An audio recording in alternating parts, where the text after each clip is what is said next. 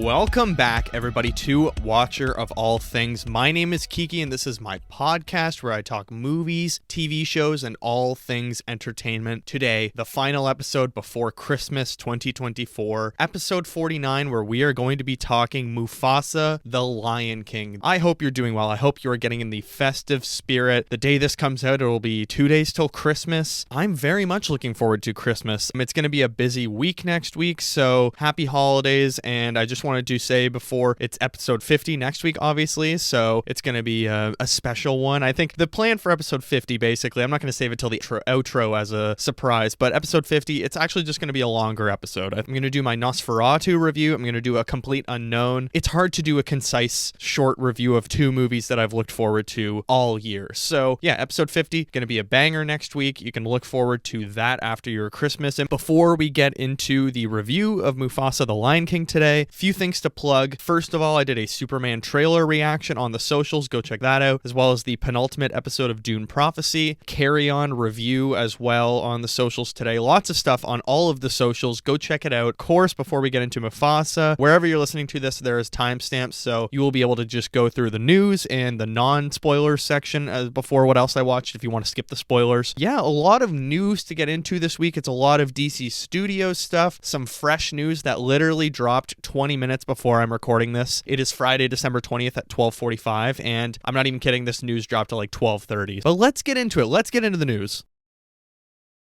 Okay, well, the first piece of news, The Batman Part 2 is starting production in summer/spring of 2025. Jordan Rumi from World of Real, who's somewhat reliable, said they had been holding off on this news for a while, but that Production Weekly and UK Production News had listed Matt Reeves' The Batman Part 2 for a late spring 2025 shoot in London, and this wasn't much of a confirmation, so they reached out to a few people, including a person deeply involved with the production, and they confirmed that the film is indeed supposed to begin production in early summer, as well as apparently Matt Reeves had been working on the script since late 2022 and that the pieces are said to be finally coming together. There's an agreement that what's in store will, quote, blow away fans, end quote, who have been patiently waiting for the sequel. Now, this kind of goes along with a couple other rumblings I heard this week. First of all, Boba Talks, a pretty good YouTuber I watch, he did a Batman Part 2 news update this week and said that the reason the script is taking so long, there is a good reason for that, and he can't really disclose what it is publicly. I don't know what it is. Is it joining universes? Maybe, because this morning Jeff Snyder, the Insnider, he said James Gunn wants Robert Pattinson as the DCU's Batman,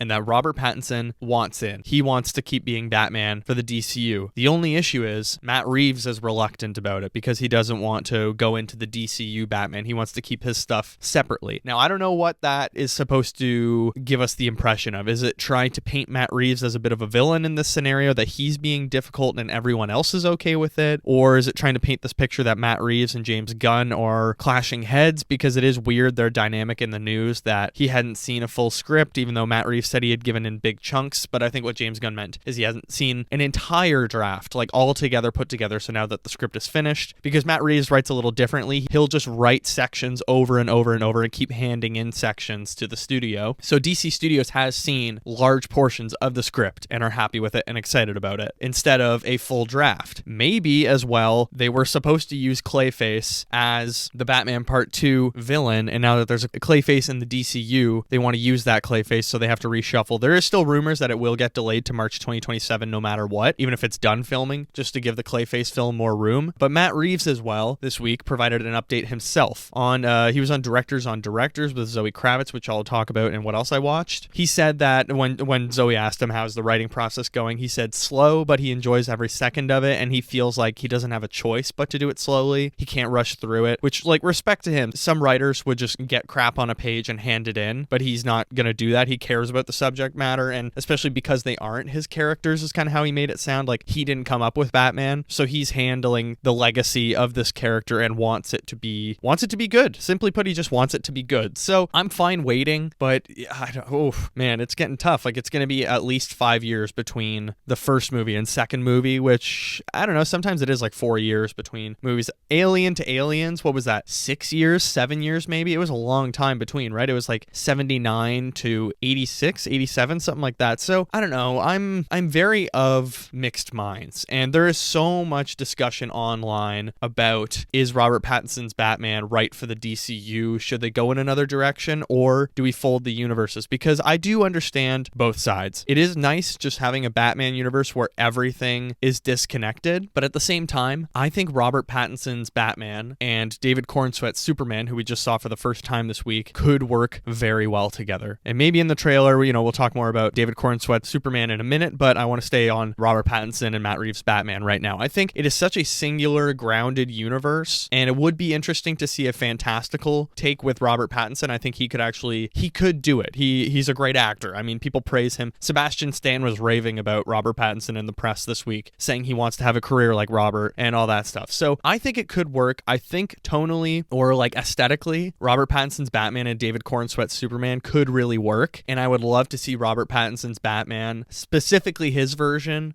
I think he could mix in with the DCU. Apparently there's going to be announcements made about reshuffling or additions to DC Studios, and I heard from John Campea, I believe, that Matt Reeves will be a major player in all of the Batman stuff within DC Studios. But again, this is all online rumors floating around and people saying, oh, I've spoken to people that work there and stuff like that. So it's hard to say what's true and what's not. I think the only thing we can confirm right now is the script is going to be finished very soon for the Batman Part 2. They're starting to film. Matt Reeves said they're filming next year. It's going to come out. Like, the movie's going to come out. It's only a matter of when. And is he rewriting? What's holding up the writing process? Is it that he needs to incorporate the fact that it's going to be in the DCU, so he just needs to add a couple of links? I don't think that's the case, because James Gunn has talked about how he doesn't care how connected all the projects are. Who knows? It's one of those things where there was a really great thing going already, and then there's new bosses in charge, so you need to restructure things. We will see where it goes. I think either way, I'm going to be happy. I would love if they let Matt Reeves do his 3 movies by himself, or maybe they give him 2 movies and then he uses the 3rd movie to start the Robin storyline, and they kind of rework it to be sort of Brave and the Bold with Damian Wayne, and they just skip the rest of the Robins. That would be interesting. I don't know. Or they just do these 3 movies with Matt Reeves, then when he joins the DCU, there's a big time jump. You just say somehow, or not a huge time jump, but a few years, and you say, oh, Robert Pattinson's Batman, all his 3 movies by himself were a long time ago or whatever. I don't know. It can be done. I don't think it's crazy. I don't think they'll need to put in as much legwork to get it to be part of the DC universe like a lot of Marvel movies that at the start, yes, they were connected, but it wasn't like every movie was echoing each other and there was a billion things tying them up. It was kind of fun little loose things and like a post-credit scene that would connect them, and we know DC Studios isn't going to be like that. Okay, let's move on from the Batman Part 2. The only last thing is that it looks like Greg Fraser is coming back, because there's another piece of news that we'll get into in a minute. But let's go on to Dune Prophecy, which has apparently, and this is confirmed, I shouldn't say apparently, it's been renewed for season 2 at HBO. Okay, I thought this was a 6-episode limited series based on one book, but I guess they're going to expand on the book, which is dangerous. How many times has a show expanded on the books and it's not gone well? Like what, Game of Thrones, The Walking Dead? Of course, that's a comic book series, but I think those were already kind of quite different at the start. So I don't know, but this was announced a few days before the finale, which is airing this Sunday. It will already be out. Look out for my video on the finale on Monday. So I don't know what to make of this. Is season 1 going to completely wrap up Sisterhood of Dune, right? That's what Brian Herbert's novel that it's based off of, or is it going to really only be like half the book?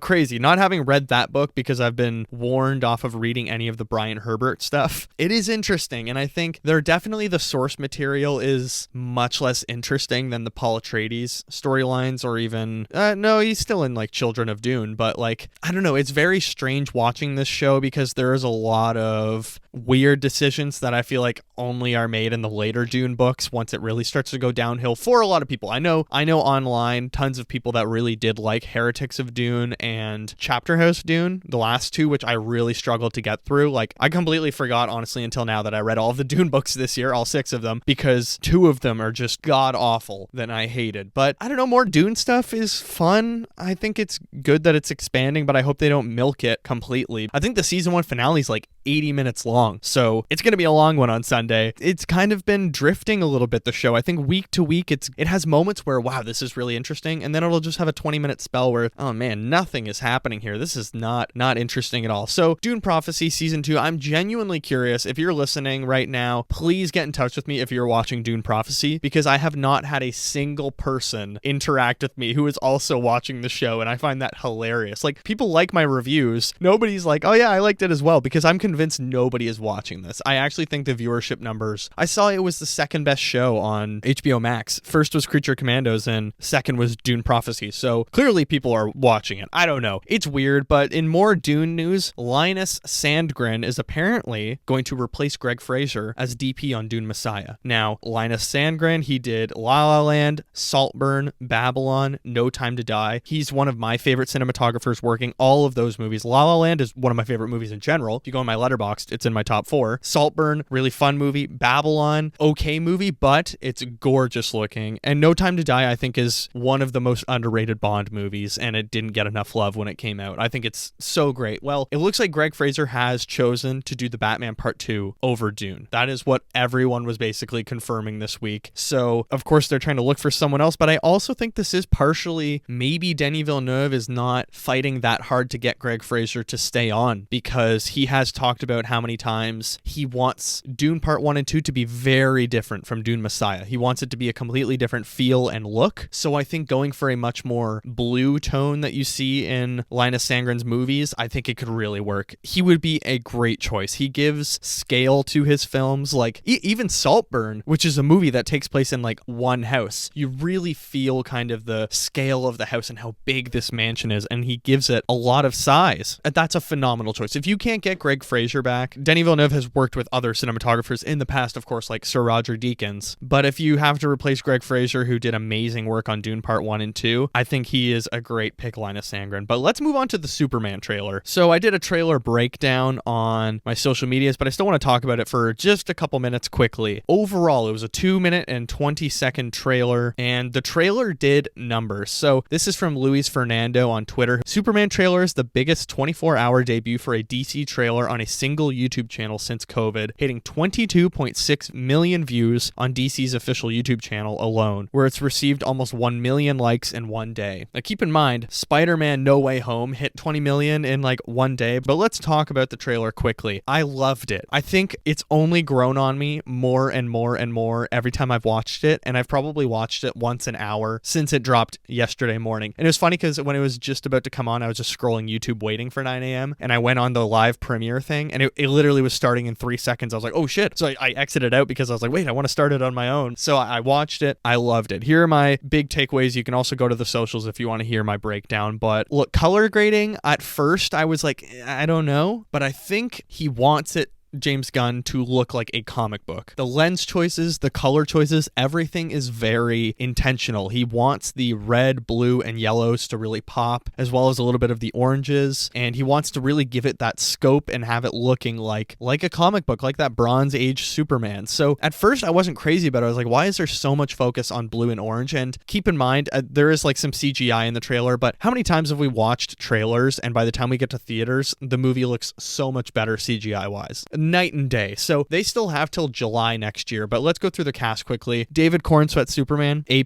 Looks perfect, looks amazing. The suit, phenomenal. I love the look of it. I like that it's not just skin tight, painted on. It's actually like a suit.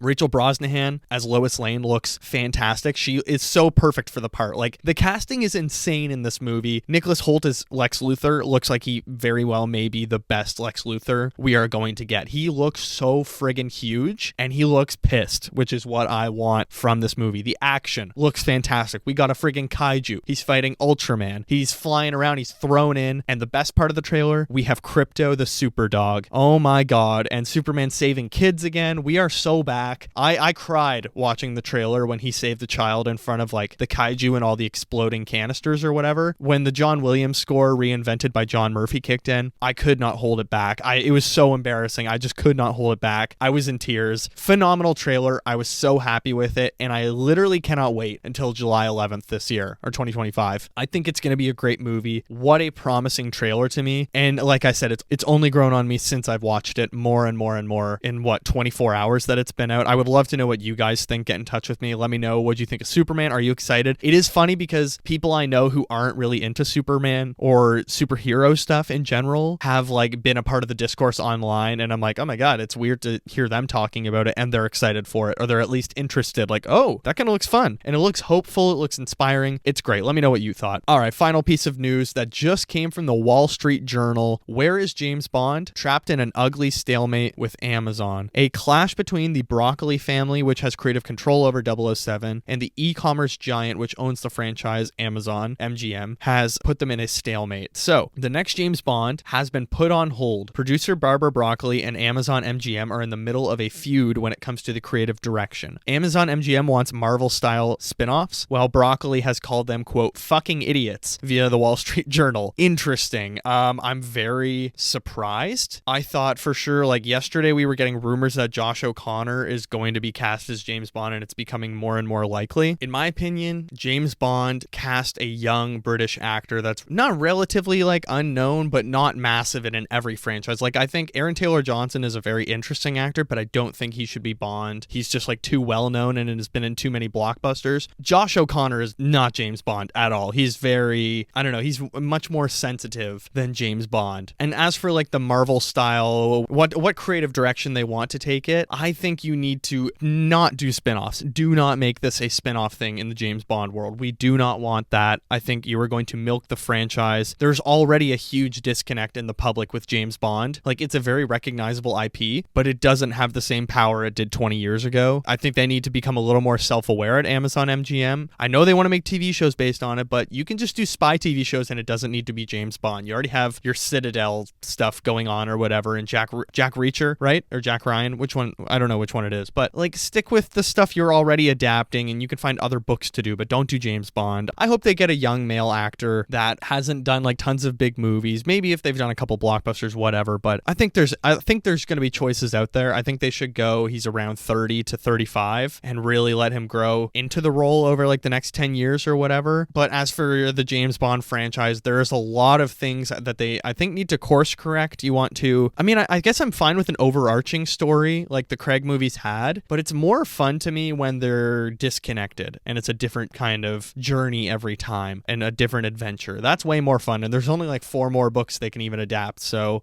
who knows. That's very surprising news to me, because it seemed like it was all going okay in the last 2 or 3 years while they've been casting, but I guess not. It looks like we're not going to get a James Bond anytime soon, and I think that's going to do it for the news this week. For me, a lot of good news out there. That Batman Part 2 rolling along merrily. Superman looks amazing, and I'm so excited for it. Probably my most anticipated film of 2025, to be honest. Linus Sandgren joining Dune Messiah could be massive. Dune Prophecy Season 2 is interesting to me, and of course, the Bond news is kind of discouraging, but as I said, timestamps below. If you don't want Mufasa spoiled for you, or you only want to hear the non-spoiler section, and then go to what else I watched, all that good stuff down below. But let's get into it. Let's get into Mufasa.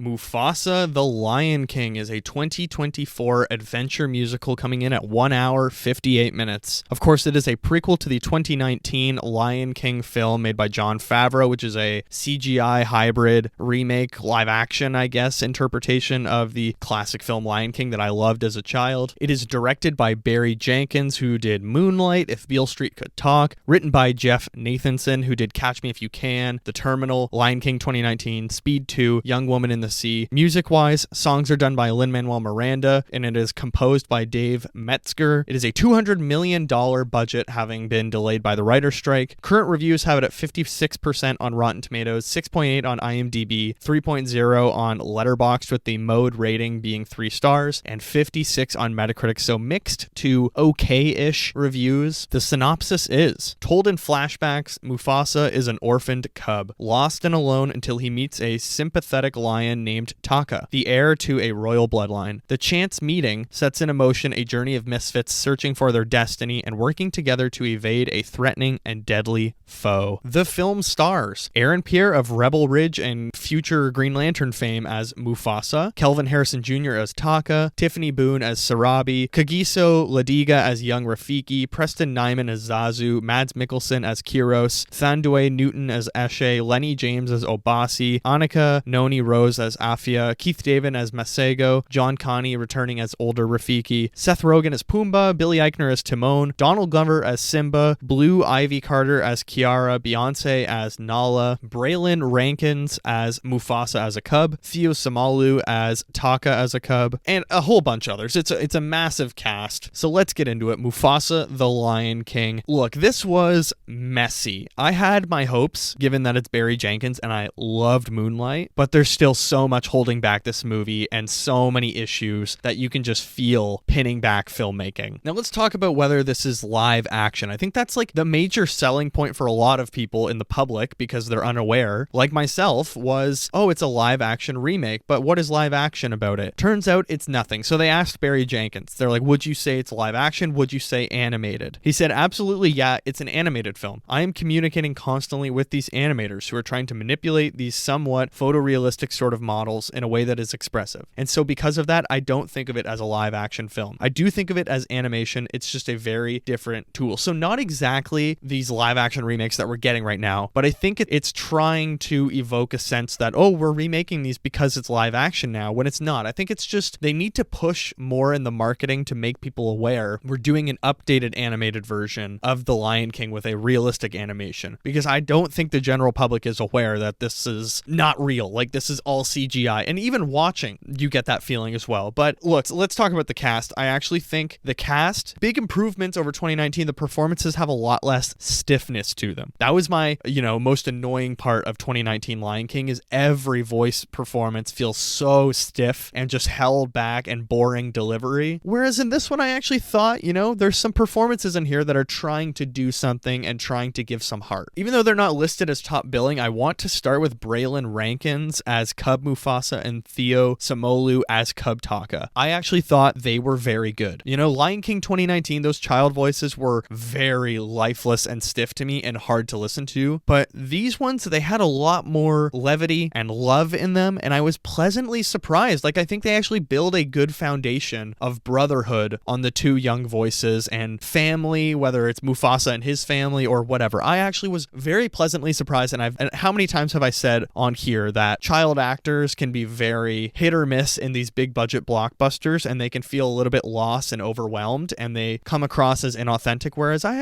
thought they were very good in this, and I was pleasantly surprised and very happy with what we got. But let's move on to the older Mufasa and Taka. Aaron Pierre as Mufasa and Kelvin Harrison Jr. as Taka. I thought they were also pretty good. Like, I actually thought Aaron Pierre was a very good choice for Mufasa, for a young Mufasa, and I thought Kelvin Harrison Jr. was really good as Taka, this, a kind of fake brother or new brother, adoptive brother that's taking him in to their family, and they just have a lot of great moments together that I really enjoyed, and I thought they were pretty good given how the material is so messy as well. I think that needs to be factored in of, wow, we're really getting okay performances even with a very messy script and very messy corporate interference. And yeah, they mesh as brothers, but they mesh as brothers that sometimes compete, but for the most part, they're really close, and it's just kind of nice. And then we got Kagiso Ladiga as young Rafiki. Phenomenal. Honestly, carries the movie. Once he's introduced in this film, it's over. He's the character that has the most heart, intelligence, just everything I would want from a young Rafiki. However, Preston Nyman as Zazu, I wish he was not in this. I don't need a young Zazu. Oh my god, the most annoying comedic relief since Jar Jar Binks. Like, painful. Every scene undercutting all of the emotional moments with a cheap line, and just, it doesn't work at all. Mads Mikkelsen as the villain Kyros, I love him, but like, kind of a strange choice. I was surprised, but at the same time, like, white guy in Lion King as a lion was strange. I was like, oh really? But they are white lions known as outsiders, so it could be kind of a metaphor for colonization, which in that case, good pick. I love Mads Mikkelsen. Everyone else is pretty standard. I don't think anything special really sticks out. Like, Billy Eichner and Seth Rogen come back, and they're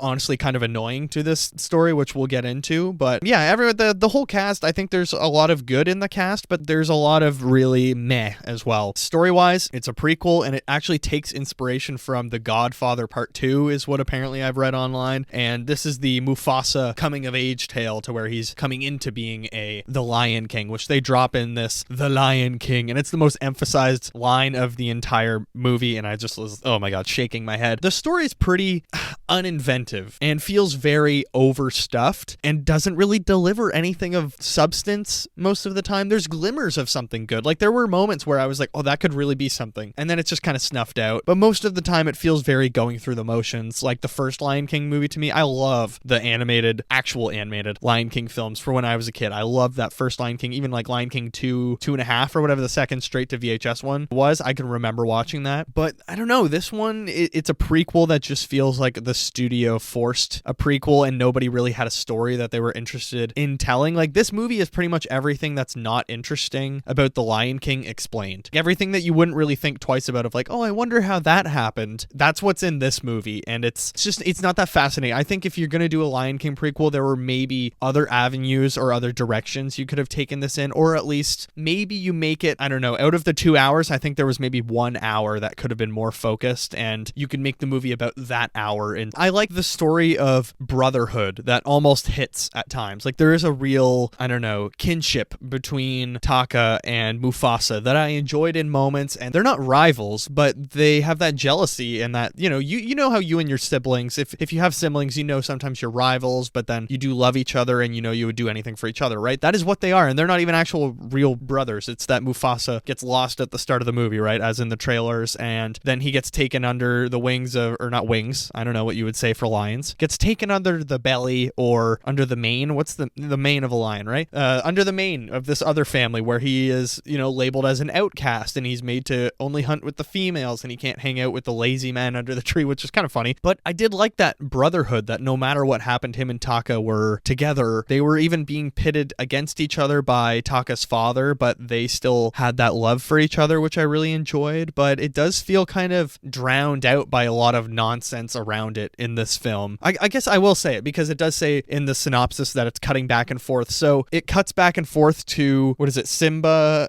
So it's Nala and Simba's child waiting for his parents to come back. And so it's Rafiki telling the story of Mufasa, his grandfather, and how he became the Lion King. And it just is constantly cutting back to the cub hearing it from Rafiki and Timon and Pumbaa cutting in and, just improving and doing crappy jokes. And it takes away any emotional resonance in the story, because I get it, his cub wants to be big like his grandfather and his father, but it's not that important. I actually don't think you need to include any of that stuff in the present day. I think you can completely just do a prequel and this story really would have worked. But it's like, oh, we need to put Timon and Pumbaa in there because everyone loves that. Do they? I don't know. I think you have a good selling point even without them. And the parts I loved the most were when they just stayed in the flashback. Every time it cut back, I was like, oh my God, you're taking any of the tension or emotional buildup here. It's just lost. And it was just so frustrating. But like I said, I like the story of brotherhood and earning respect as an outsider. And there's definitely interesting themes in here, but it never feels fully embraced because of those cutbacks. The need for humor in the film ruins a lot of moments. It's like, I think people would classify it as Marvel humor, where it's like, so that just happened. And it's very frustrating sometimes because you'll get hit with a really emotional moment and then it cuts to Timon and Pumbaa doing a really lame joke about farts or scents or something like that. And it's just not it. It's just not it. I don't know how else to say it, because something big is happening and it's intimate. And then it's cut to X character or characters for stale joke every single time. And it's Zazu as well. I don't want to just hate on Timon and Pumbaa. Zazu, the bird, was so annoying the entire movie. Every time they were on screen, I was like, they took the worst parts of John Oliver and aged him down with another voice actor. And it's terrible. But every time it was Aaron Pierre and Kelvin Harrison Jr., all that stuff's electric. And I loved the brotherhood stuff, but the humor was just terrible. And Rafiki just is the heart of the story. He's the most interesting part. He's really serving as the connective tissue between the universe and trying to be almost like a spiritual guide on their journey, which I loved. It was just so great. I think the best writing in this film comes for Rafiki's character. He just has the most interesting stuff to say, which I feel like is always the case for Lion King. Even as a kid, I loved Rafiki. The villain, I think the villain's written pretty okay. story, like pretty bog standard stuff, but still, I think Mads Mikkelsen brings a lot to the voice and really selling it, and it's kind of fun. I honestly, I didn't know it was Mads Mikkelsen, and I thought for a couple scenes, oh, is that Antonio Banderas? It sounded a little bit like Puss in Boots. I was completely wrong. If you're a diehard Lion King fan, I'm curious if you like these. Like, I enjoyed Lion King as a kid, but I was way more of like a Toy Story head than Lion King, I would say. I'm so curious about the diehard Lion King fans. How did you feel about that 2019 version? Were you like happy to see a reinvention of the story, or were you like, leave them alone, don't want to hear about it? I guess it's sort of like Jurassic World fans but Jurassic Park did have like a lot of, sequels and stuff like that, so it is a little bit different versus the Lion King was just like so loved and it won Oscars, right? So I don't know. Let me know if you're a Lion King fan. I'd love to hear from you. Like, email the show or follow on the socials all linked below, because I'm very genuinely curious how people perceive these live action remakes of, not even live action, see, I did it again, it's a CGI remake, but like how people enjoy these remakes of their childhood stories. Like, I know I have a friend who's actually excited for the Lilo and Stitch film next year, which I'm very surprised of. I thought that's like a untouched material people should not touch, but I'm surprised because she was like, I'm so excited for that. So fair enough. Or like Moana fans, how do you feel about a live action remake with Dwayne The Rock Johnson still playing the live action version? I don't know. If you're a diehard fan, let me know. All right, let's get down into the specifics as well, other than story, but pacing wise, my God, an hour and 58 minutes, the movie flashes by, and you can feel the 2 or 3 scenes where Barry Jenkins is holding on for dear life to try and slow the story down. Try and give the fans or the audience a second to breathe. There's just a lot of prequel stuff stuffed in here as well. Like, it felt like they had a lot of boxes that they wanted to tick and things to explain. And like, the editing is very disruptive, and there's no real flow to this movie because of the cutbacks to Rafiki telling the story. It never really feels like the intensity can fully build up. It doesn't feel like your themes can really resonate with your audience because we're constantly being cut back to basically a stand-in for the audience to ask questions like, did he really do that? No, it's very strange, the editing, as well as it's just like the scenes are cut so fast and there's a million cuts, and the directing is very odd in some parts. I think Barry Jenkins has already talked about he would do nothing like this, so I don't think I really need to praise him as a director here, because this was not a well-directed film in my eyes. And I think as well, credit to him, or to be fair to him, you could tell there was studio intervention here and a lot of necessary things that needed to be in it, but there are these weird close-up, like, I don't know how to even describe it. It's like a point of view of the camera right in the character's face as it's just focusing on their face while they're running away or something like that. I hated all of those. It's these weird close-up Steadicam face shots that are just so odd. And yeah, there's like only 2 or 3 scenes where you can really feel like the pace go down, where you're like, okay, we finally have a second here to just sit with our characters. And then it cuts back to the future and making a fart joke or something. Of course, let's talk about the CGI, because it's not live action, it's CGI, as we've said 100 times. It's weird because you're stuck in that uncanny valley of feeling like things are real, but it's so hard to tell what is digital here, what's real, and it turns out it's all not real. But it's also just has such a lifelessness about it. Like, everyone is just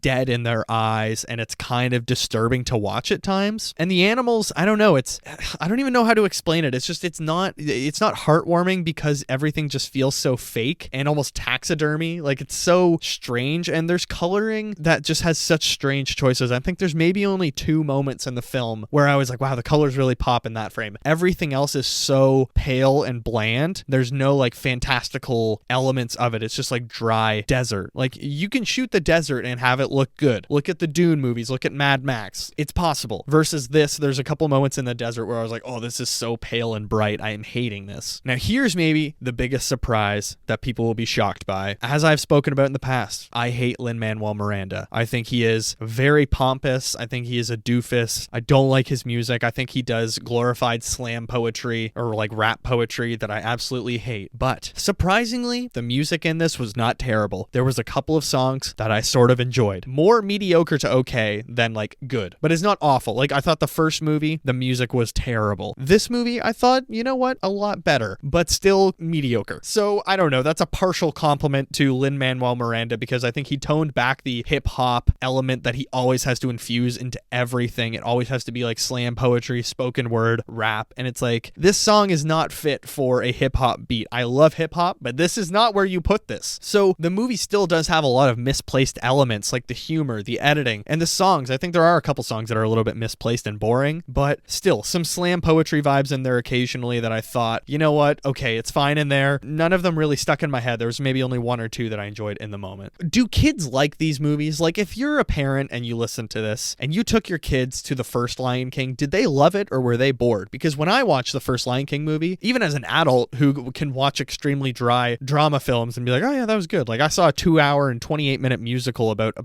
post-apocalyptic oil family this week and I loved it. Versus, you know, I watched The Lion King, the first one, and I was like, oh, if this is kind of boring, would a kid like this? I'm so curious. Please get in touch if you're a parent and tell me, do your kids like these Lion King movies? Because watching Mufasa, I wouldn't really recommend it to parents. Like, I think you have much better choices out there that I'll get into in my wrap up, but it was kind of stale. And I think your kid would be squirming around a lot in their seat because there's not a lot happening in some scenes. And like, you know, speaking as a former kid myself who only recently grew up, if I were a child at this, I wouldn't have been that crazy. Let me know what you think though. Box office wise, I know it was predicted to be doing like 50 million this weekend because Sonic 3 doesn't have an international release until Christmas Day versus Mufasa has an international release. So it's projected that 50 million opening weekend, and it looks like on Thursday previews, Sonic doubled it with 6.5 million versus 3 million for Mufasa. That's just in the States, I believe. So they're saying it should do 50 million this weekend, which isn't terrible. It's going to make some money, but I think it is maybe going to die out a bit after word of mouth saying this is boring, including myself bashing it, I guess, but like not really bashing. I think this is honestly a fair review because there was a lot I liked about it, but there's just so much holding it back. Like, it's almost you're watching it and feeling bad. My screening was quiet, maybe 8 people in IMAX. I saw it in IMAX as well. The screen is huge and it's in full IMAX ratio the whole time. It never cuts to a different ratio. So that was nice, but still it's not like good looking on the IMAX screen, if that makes sense. Yeah, I don't really know what else I can say. I mean, it's a movie that suffers from prequelitis that I'm going to talk about more in spoilers in a moment, but overall, I didn't hate it, but it is simply forgettable. I think it's a massively debatable thing whether kids would enjoy this. I think you're better off taking them to The Wild Robot, Sonic 3, even Wicked. If they can handle 3 hours, I think Wicked is okay for children. I don't think there's anything inappropriate in it that they will have questions about later. Like, I think that's absolutely fine. If they can handle 3 hours, they would have a lot more fun at Wicked because it is a more fun experience. Same with Sonic 3, which I haven't seen, but I know it has insane reviews, and The Wild Robot I loved. So go see those instead. I think you're better off if you're going to spend money, and movie theaters are expensive, with your kids, or you're going with friends as a friend group. I would say honestly wait for it to be on Disney Plus. A rare thing that I say. I usually don't tell people don't go to the theaters to see this, but I think it's kind of meh. I think there's plenty of better options at the theater is what I would say. Yeah, kind of the definition of a corporate forced prequel that presented very little to be inspired by. So it's a 2.5 out of 5 stars for me. Not the worst 2.5 stars in the world. I think it was definitely an improvement on the 2019 Lion King, but let's get into spoilers.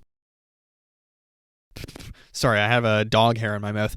Spoilers for Mufasa, The Lion King. If you don't want to know anything, skip to what else I watched because I have tons to talk about there. So Taka is obviously Scar. I don't know if that's mentioned in the trailers. I don't think it is, but the character evolution kind of worked for me, actually. He's very clearly a coward from a young age. Like, he saves Mufasa from the water when they're first kids, and he kind of just throws it in his face every 20 minutes in the movie. I was like, dude, you saved him once. He's now saved you 40 times. He saved your mom as well from getting killed by the outsiders. Taka is so ungrateful, and he's such a coward, and Mufasa even lies to his future wife, Sarabi, because Taka has feelings for Sarabi, so Mufasa tells him what to say, basically, and he goes up and lies about all these things he's noticing about her, when it's actually Mufasa, and she realizes very quickly, and that's that turning point. I thought that actually all worked pretty well. I was like, okay, at least there's a character arc in here, and that is one thing. This movie does have character arcs, it's just that they are all drowned out by a lot of prequelitis, and we'll get into the Easter eggs. I promise we're going to talk about it, but it's just, I think if there was so much more stripped back and just given more time to breathe and let these big moments exist. Like, I don't even think this movie had to be a musical per se, but I did like how cowardly they made Taka and the evolution into Scar. I thought that really worked, that as a child, he's basically just a daddy's boy and gets protected by his father, versus Mufasa has protection from Ashe, his Taka's mother. And actually, I guess I didn't really mention it in in the non-spoiler section because I was worried about spoiling it if people hadn't seen it, but the sequence where Mufasa gets strayed from his family, I thought that actually worked very well. I almost liked the beginning portion of the flashback where Mufasa, it really shows how much he loves his parents, and they get stranded. They do everything to save him from this flood that's coming in, but he gets, blown away by an elephant hitting this barrier, and I thought that all worked, and I thought like the buildup of him meeting this new outsider family and Taka's dynamic with him. He beats Taka in a race the first time they meet, despite Taka's father and him cheating. So it is a very interesting and kind of well-written character, Taka, I would say, / Scar. I actually think they did a pretty good job writing Mufasa and Taka. And again, the brotherhood stuff really works there, where one brother is the rightful heir, but he backstabs him eventually, and that's how he loses out on it. So Mufasa becomes king, right? I thought that stuff worked well. Here we go. Easter eggs. Let's talk about the prequelitis, because dear God, there was some painful prequel moments, like in Wicked, like in Solo, A Star Wars Story, just the classic prequel stuff where they have to jam it in there to let you know, oh, you want to know where that irrelevant thing came from, or that recognizable thing? Well, we better explain it. It's like, no, I don't really care. I'm not that curious. Rafiki's cane, I didn't need an origin story of, oh, he fell into a bundle of branches and he picked that one up and that's how he got a stick. And it's so focused on in the movie. It was like, oh, that was a really weird moment. I wasn't really huge on that. Zazu's origin, that of course he's introduced in the story, but that he was like the royal guard for Sarabi. I thought that was kind of unnecessary and strange. Like who's going into this movie wondering, oh, I wonder how they got to know Zazu. Don't care. And then here are the really two bad ones. First of all, Pride Rock.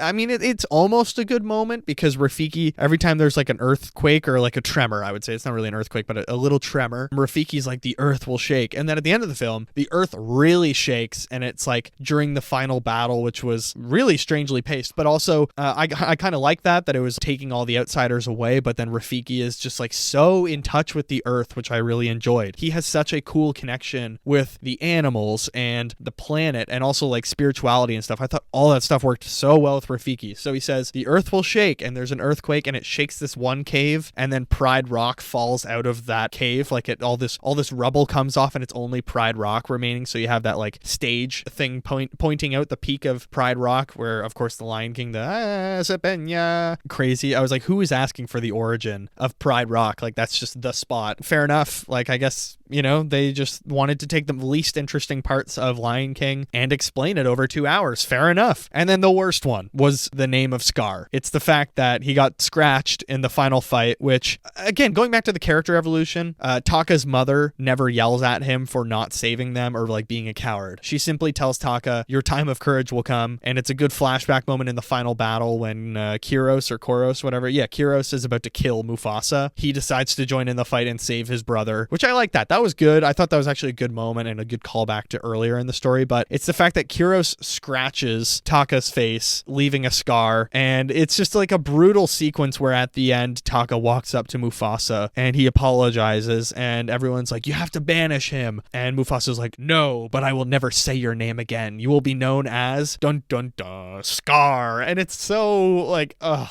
Okay, it's just so tiring. It's exhausting. It's just the most heavy-handed prequel moments, of like, what are we gonna call him? Yeah, okay, a little bit more about that final fight. I thought Mufasa drowning Kyros with a massive rock was a little dark and kind of crazy. I know Lion King is kind of dark in general. Like, there's murders in these movies. People get killed in these, but like him drowning under a huge boulder, I was actually a little bit shell-shocked in the theater. Like, damn, that was kind of heavy. Having said that, there wasn't a single child in my screening, so I was like, oh, okay, this could be a PG-13 film. And yeah, the ending is just a lot of kind of nostalgia leading us towards the Lion King with the Pride Rock and then Scar and being like, oh, it's happening, and everyone in the kingdom bowing to Mufasa. I did like at the end, though, I will say this. I like that because at the start of the movie, he gets separated from his parents and he's constantly bringing up Mufasa that he wants to reconnect with his family because he loves his parents. So I did like that his mom showed up and found Malele, which is the place they were all trying to find, the paradise, as mentioned in the synopsis. I like that his mom showed up, and when he says, where's dad, and it's that his dad didn't make it, I thought that was very heartbreaking. I actually did enjoy that moment a lot and thought, wow, that actually worked. Like, Barry Jenkins finally shined through in this moment. So it's not a completely hollow, soulless film. There are moments that I think do work emotionally, and that ending was one of them, other than the Scar thing. I think there's a lot that works in the ending, and it's a fun, it's a weirdly paced final battle, but it's fun still. I kind of enjoyed it. Having said that, it is kind of of funny just watching the final fight because it's two CGI animals that almost look like puppets just pawing each other and hitting each other, and there's no real scratches. It's like when you go to a friend's house for like a dinner party or drinks or whatever, and there are two cats that are just fighting and everybody's watching, and it's like, oh, that's cute, they're like having playtime or whatever. That's kind of just what this movie was, of just a bunch of adults in an IMAX theater watching CGI animals paw each other and roar, but they have no scratches or anything. It's just these puppet type things. I don't know,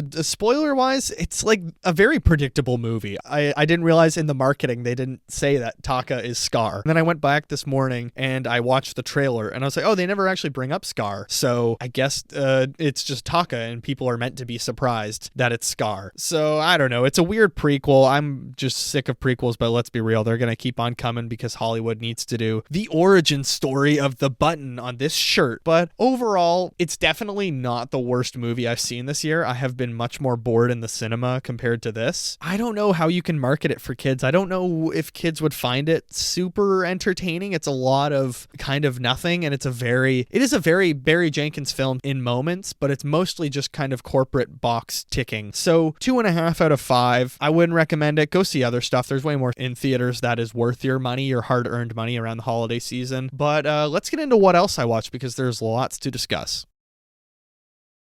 Okay, what else I watched? It's a big week. So let's start with books as always. I finished the New 52 Justice League Volume 1 Origin. I really liked it. I had no clue that it inspired the 2014 Justice League film, Justice League War, which is an animated film. I know that's not hugely popular, that one, but I don't know why, I just really like it. I think the team dynamics are really good. And the guy who does the Batman voice in those ones, he also did like Son of Batman and a few of these animated Batman movies. I enjoyed the book version written by Jeff Johns. I think he is such a great writer. Like, as I've said many times, I've only really read a lot of staple comics of Batman, really, and a few Spider-Man comics and some Avengers. But this has been really fun broadening my horizons with comic books, like reading Green Lantern, reading The Flash, reading Superman stories, reading Batman stories that I haven't read yet, reading Justice League. I'm going to get Avengers as well, and Transformers even. Teen Titans, I'm excited to read Teen Titans. So it's just really cool going back and reading all the source material in that original text of where a lot of our films are drawing inspiration from. And Justice League Volume 1 was really cool. I think Darkseid, Jeff Johns wrote Darkseid so well in scale. Like, he just feels like this huge threat. And I really liked, I said in my review, I really like that the Flash and Green Lantern have a pre-established kind of kinship. They're already friends, or at least know of each other, and they're kind of encouraging each other to be, I don't know, part of this team. At least Green Lantern is being encouraged by the Flash, because Green Lantern and Batman are just butting heads. I'm excited. I'm going to read tonight and tomorrow Volume 2 and do a video on it this weekend that'll release on Sunday night, so you can look forward to that. It'll be out by the time you're listening to this, and I might miss 1 week of the comic read through just because I'm going to be busy with episode 50. But when I come back in the new year, I think it's going to be a Superman comic, which I'm really excited to read. I've decided I am going to avoid All-Star Superman until the movie comes out, because so much of James Gunn's Superman movie is based off of Grant Morrison's All-Star Superman. So I just don't want similar storylines where I know where this movie is going. So I'm excited for that. But let's move into TV shows. I didn't get a chance to watch the What We Do in the Shadows finale. I know it's out. I didn't get to see Skeleton Crew this week. So those are the two things that I'm probably going to watch this weekend. But what I did watch, Pop Culture Jeopardy. I watched episodes 4 to 9, and my girlfriend and I were just like looking to watch something quickly before Survivor came on, the finale, which we will talk about. I think even she liked it as well. It's a lot of movies and very chronically online stuff, which I'm good at. I enjoyed a lot. I actually think I love the humor element of it, that it's a lot more jokey and kind of loose than regular Jeopardy. Regular Jeopardy is kind of my high octane trivia, versus Pop Culture Jeopardy is just like the fun streaming trivia version that's like more pub trivia, and I think Colin Jost is a great host for it, and it just really works. Creature Commandos episode 3, phenomenal. I loved the backstory of G.I. Robot, and easily my favorite of the series. I'm so excited this weekend to watch episode 4, because it's about Weasel, and James Gunn has said that's one of his 2 favorite episodes of the series so far. But episode 3, G.I. Robot, I never thought I would feel so bad for a robot in my life, because he had it rough. Like, actually, Nando V Movies made a good comparison. He's like the butter robot in Rick and Morty. Like, what was I made for? Passing butter. Oh my god. That's basically how G.I. Robot is, but with killing Nazis. That his whole thing is he's not meant for anything except killing Nazis. But the thing is, Nazis are always going to be around, so he's never going to be a normal dude. mood. And it was just a heartbreaking episode. I loved it so much. I love the team dynamics. I love the back and forth of the flashbacks to present day. Also, all the past moments just explain the present moment so well and give it this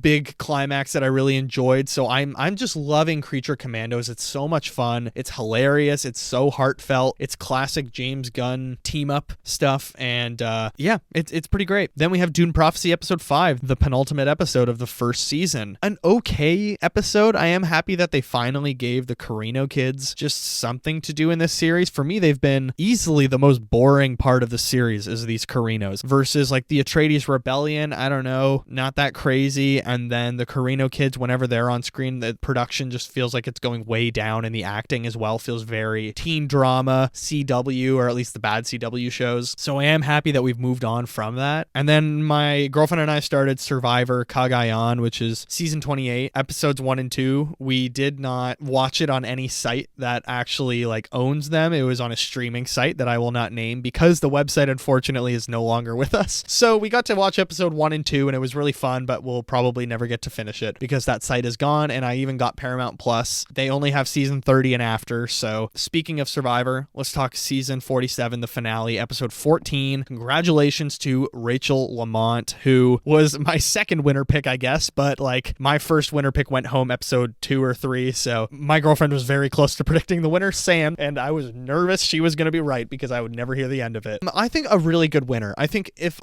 Sam or Rachel won, I would have been happy. I think they both played very good games, but Rachel was a monster. The fact that she dominated 4 immunity challenges when Sam is a big guy and he looks athletic and he said he's played sports, right? So I was shocked he didn't win any challenges, even if it was a lot of puzzles, but still. Rachel, I thought she also played a very good strategic game that people are kind of undercutting a little bit of, oh, she had all these advantages. Well, she had one advantage given to her and she bought a random item at the auction and won it. So like how's that luck? It's more just like chance. So probably my favorite season of the new era. I think last season was really fun, but the drama and strategy wasn't that great. Like the drama was really messy and kind of took away from the season, made it a little bit toxic. Versus this season, I just really liked the entire cast and I feel like we really got to know everyone by the end of the season, and I need Genevieve and Andy back for season 50. I think they would make it great. If there's 2 people from this season that I want on season 50, it's Andy and Genevieve. And that fire making challenge was just absolutely insane. I can't believe it got that close. And then finally, a couple things. I watched An Evening with Dua Lipa, which was her Royal Albert Hall special, which was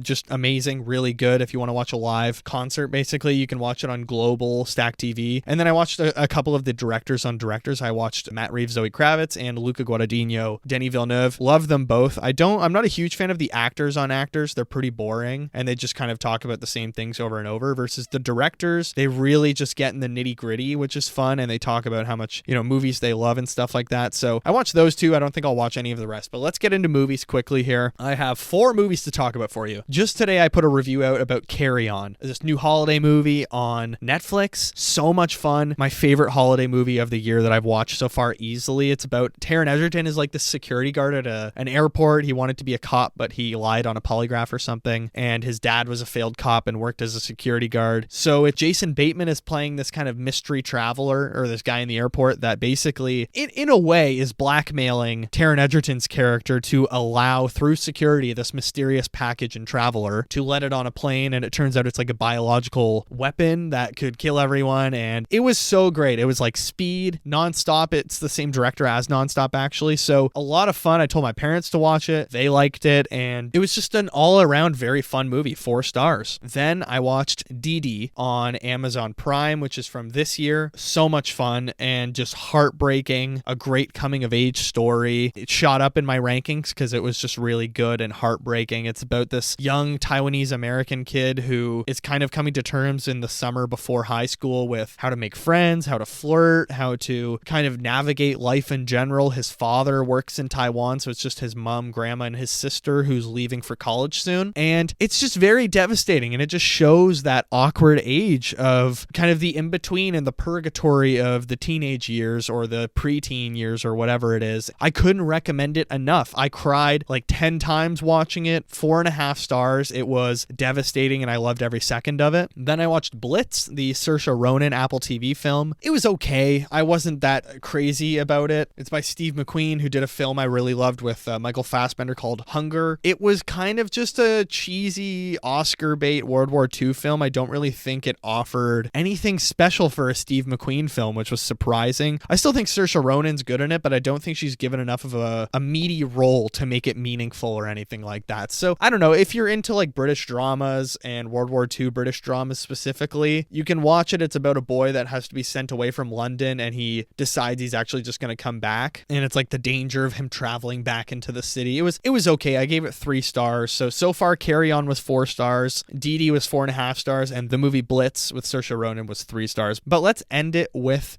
The End, a new Joshua Oppenheimer film. It's a musical about a oil family, like oligarch family, that's living in a bunker underground after the end of the world and the collapse of humanity. It was pretty interesting. I wrote a pretty heavy review of it, like very long, I would say, but I had a lot to say about like guilt and kind of the creeping feeling of guilt and all of us wanting to come to terms with the guilt we feel in our life and our mistakes. And it was just, I think it was a huge, ambitious swing, as a lot of people have said, and that's what I appreciated most about it. It's the 3rd musical I've seen this year, and it was definitely my favorite. I think there's a lot that doesn't work about it. Like, I think the runtime, it kind of gets lost in its runtime, and it's perhaps a little bit too subtle at times, but there's still a lot that's really gorgeous about it, like the performances. The story is just really fascinating in general. I like the music, and it was just a beautiful film in general, and I loved the discussions it's trying to prompt, and the cast is really good. So I don't know, The End, if you see it on streaming and you don't want to see it in the theaters, or if you're going to the theaters, go see The End, because it was a solid 3.5 stars. But I think that'll do it for what else I watched.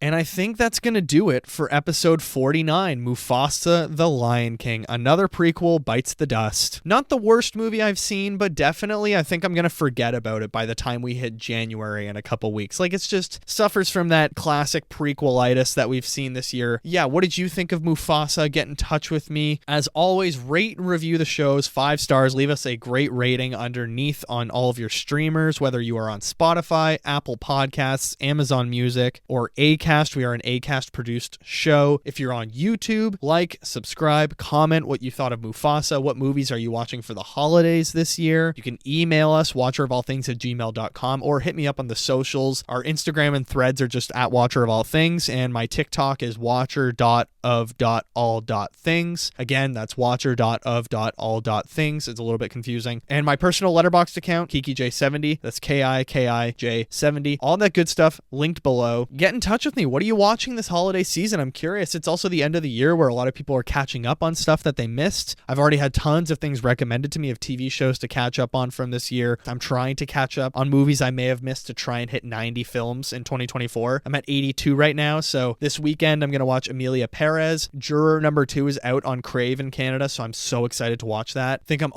didn't get a chance to get to it, but A Quiet Place Day 1. I saw The TV Glow. Just tons of movies I still want to watch as the year wraps up. Next week, Nosferatu and A Complete Unknown for episode 50. Isn't that insane? We are at 50 episodes. I have enjoyed every single one more than the last, but I appreciate every single download, every single follow, every single like, every single comment, every single rating, every single one of you. This has been the most fun 50 weeks of my life. I have loved every video, every podcast, every post, everything. This is just so much fun to me, and I love connecting with you all. I've enjoyed every second. By the time you're hearing from me next, Christmas will have passed. I hope you had a wonderful Christmas. I hope you enjoyed your time off. Happy holidays, everyone. Thank you so much for your love, support, kindness. Please share the show, download, follow, rate, and review, all that good stuff. Let's keep building this community because it is so much fun to hear from all of you. Thank you all for listening, and I will see you in the next one.